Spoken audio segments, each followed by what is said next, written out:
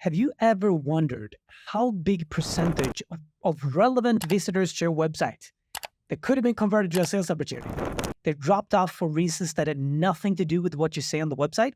Well, my guess is that number is far higher than we'd like it to be.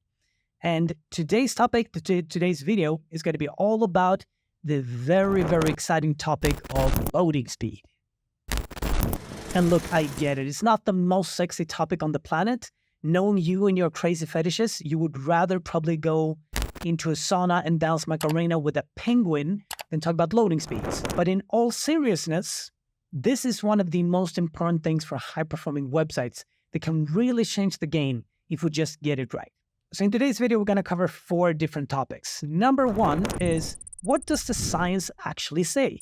What do a visitor to your website today going to expect in terms of loading speeds, and how can we use that to our advantage? Number 2, how do we figure out where you are today? So I'm going to show you a tool that I recommend using for figuring out what your current website loading speed score is. Number 3 is I'm going to show you when I've tested a couple of different websites, both big and small, to see what their current loading page speed is and what they could do about it. And 4th and last of all, what do we do with this information? How do we get your website to perform as good as it possibly can? So if you're ready, let's dig in.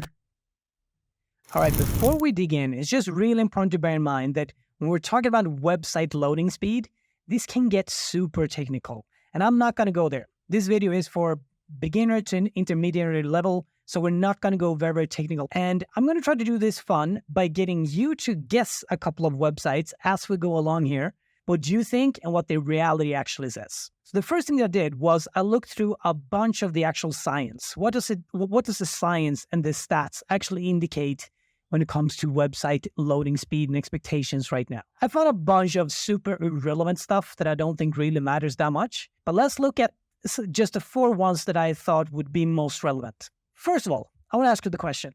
What do you think the average visitor to a website today, what will they expect in terms of how fast a website actually loads? 10 seconds? 20? 5? Well, the number is this. 47% of people expect a website to load in 2 seconds or less. And I can tell you right away, the average website loads far slower than that. People are expecting things to load incredibly fast. And if it doesn't, what would happen? Well, 39% of people will stop engaging with a slow website. So already here, I think the numbers are baffling. Another kind of interesting thing is for every single second, the conversion of your website will drop with about 20%. And last of all, 43% of small companies don't even know how important loading speeds are. Now, hopefully you at least get a little bit of a sense. If we look at some of the biggest companies in the world, now I don't expect you to have nearly the same kind of numbers that Amazon does when it comes to visitors and sales and so on and so forth. If you do, then freaking kudos to you. I'm so happy for you. But just as an example, Amazon figured out that they would lose 1.6 billion per year if its site speed slowed down by just 1 second. I know that these are big companies and examples, and it's not that we're going to compare you with them, but just I hope this gives you the realization that we cannot ignore the loading page speed, because it will definitely cause some of your visitors who could have been converted to drop off if it's too bad. So now, how do we actually figure this out for you? I've gone through and now tested a bunch of different tools. The one that I concluded is the most reliable and trustworthy one is Google's Page Speed Insights. It's a very, very good test. There's a ton of articles here that is basically going to go through exactly what this is and what they take into consideration with their tests and so on and so forth. Also, you can look at the link description.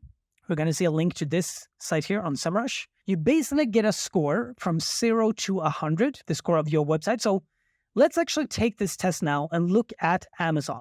I've just run their test. It takes about 30 seconds. You're going to get the test. So you paste your link here. You go analyze, and then you get both mobile and desktop results. And you also get them in 2 different parts here. And again, I'm going to keep this super simple. The first thing you get is the Core Web Vitals assessment.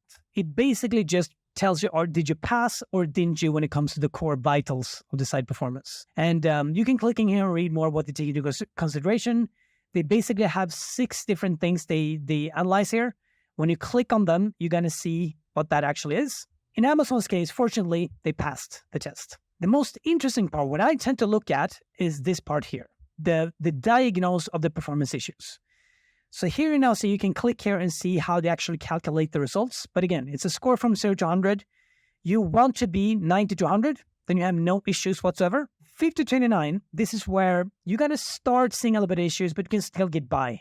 Amazon now has 85, so that's actually a quite high score. They should not be worried about that at all. But however, if you are below 50, that's when I would highly recommend that you try to fix this urgently, because you're probably going to frustrate the visitors to your website.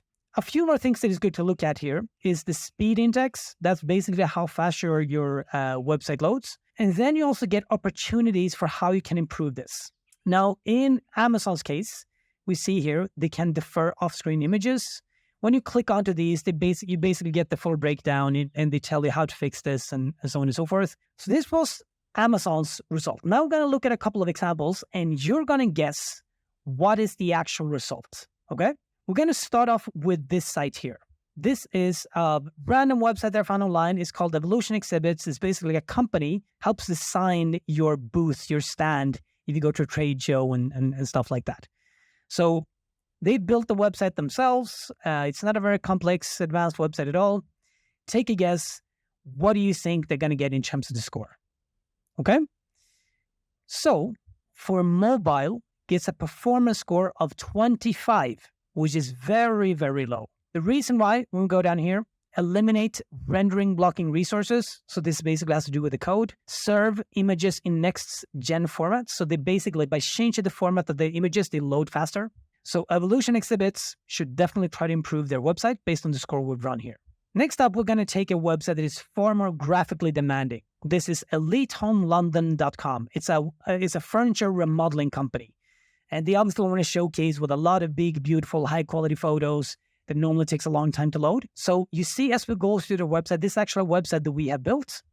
When we scroll down, things move in from the side. You have text, a very interactive website just in general with a lot of big photos. So this is obviously a quite demanding website. I'll take a guess. What do you think the score of this one will be? 95% when it comes to desktop. With mobile, there's 71.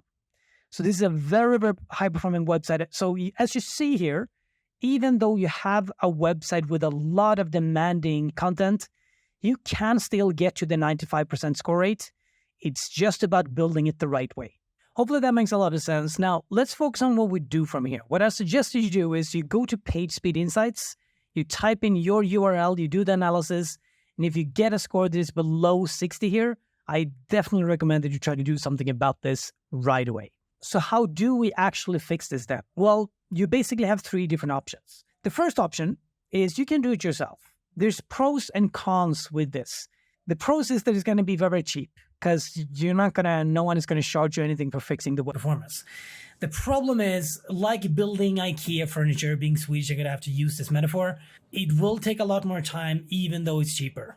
And you normally get lower quality. What I rather recommend is that you get someone who knows what they're doing to get it done instead. So the second option is hire a freelancer. You can go on websites such as Upwork or Fiverr, and you can basically search for people. You can post a job to say, hey, I need help to fix this. But what I would say is you normally also tend to find a lot of people who doesn't give that good quality of work. If you want to focus on quality, then you should probably look for an agency. So you then normally get top quality results. You save a lot of time. But yeah, you will pay for it as well. That concludes the education part. I hope you really do this now. Go and do the test. And if you do see that you have issues, get someone who can fix it for you. That was probably going to be the best recommendation that I can give you. Don't just waste a really good quality visitor to your website by having them get a bad experience because of performance issues. If you want to stay tuned, like and subscribe the video so other people can find it as well, because I know that this can help a lot of small businesses out there. And if you have any questions, comment, reach out. I'm very, very available. I'm going to try to give very short, to the point information like this. I hope you liked it, and I'll see you in the next one.